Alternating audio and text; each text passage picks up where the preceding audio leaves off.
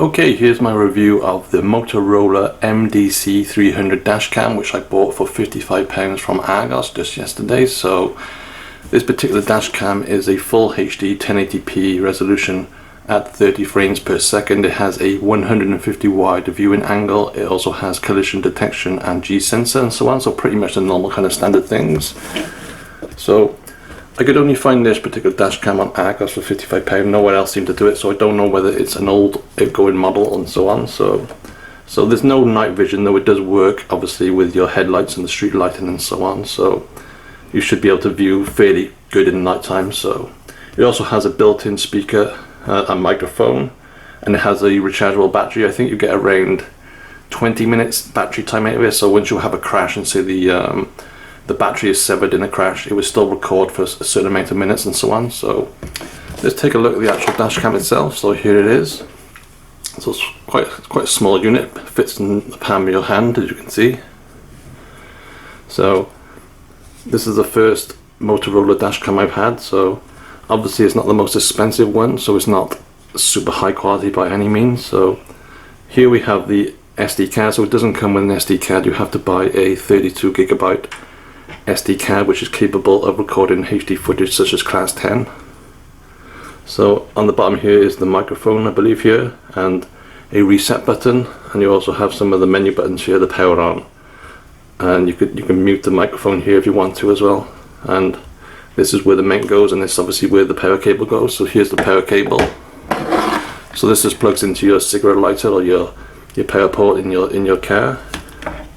I don't know why they have to make these things so big, quite big and clumsy looking, aren't they? But they are what they are. This one's actually not that big, but I would prefer it if it was a little bit smaller. So there's plenty of cable in there, so you should be able to go from your central console up underneath all the interior inside your car and up through the windscreen and so on. So it does come with one of these little weights on the end, which is, I mean, I haven't installed it yet obviously, but I'm not going to kind of show I'm going to hide that, but we'll get to that when we fit it. And it comes with a suction mount, so I've tested this on my window and it works pretty well. So you just literally put it down and click it. It doesn't stick to this wood surface for some reason, but it does stick to glass very well. So first thing I did notice with this dash cam is that I'm not that keen on this actual mount. You have to actually screw the mount in place here, such as so,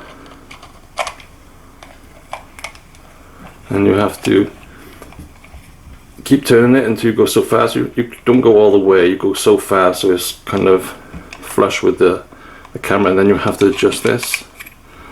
So once that's done up, you have to do it quite tightly as well to make sure it's nice and firm with it kind of breaking the actual dash cam. So just hold it firm and twist it, and just trying to make sure it's kind of, it'll probably take you a few attempts to get it straight.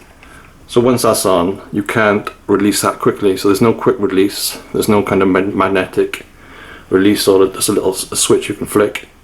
The only way you're going to get it out of your windscreen again is to literally, you know, undo the suction cup. So if you did want a quick release dash cam, this is not a good one. So the mount itself, I'm a little bit disappointed with the mount.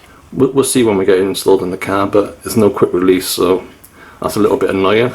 So the second problem I found with this dash cam, and it's quite a big problem, is that the SD card, the slot here, is very oddly designed. Now on my other dash cam, which is a transcendent dash cam, is a spring-loaded SD card slot, micro SD card slot. So when you stick it in, you just push it down and it flips back out. This one doesn't.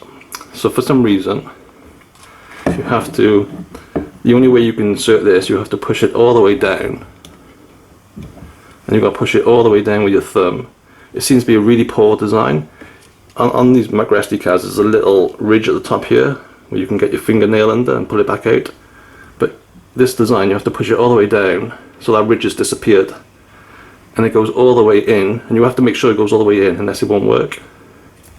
You can't just push it in so far and hope that your video data will start writing to the SD card. So it doesn't. So you have to push it all the way in, and it's barely a millimeter above there, so you can't get it back out with your fingernail.